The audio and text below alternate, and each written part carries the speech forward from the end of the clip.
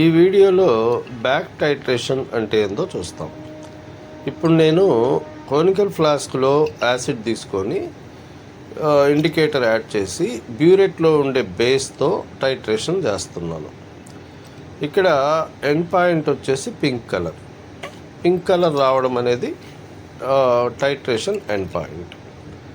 So ఈ pink colour వచ్చిన తర్వాత మనము కరెక్ట్గా ఎండ్ పాయింట్ దగ్గరే బేస్ కలపడం ఆపేసామా, లేకపోతే కొంచెం ఎక్కువ బేస్ అనేది యాడ్ చేసామనేది తెలుసుకోవడానికి రివర్స్ టైట్రేషన్ చేస్తాం. దీన్నే బ్యాక్ టైట్రేషన్ అంటారు.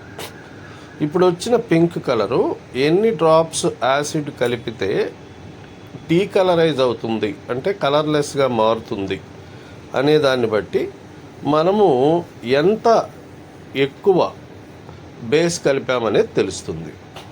సో ఇందాక నేను చేసిన కలరు డీకలరైజ్ అయ్యేదానికి ఇప్పుడు నేనేం చేస్తున్నానంటే యాసిడ్ కలుపుతున్నా.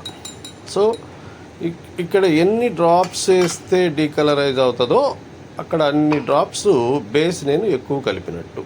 Okay, thank you.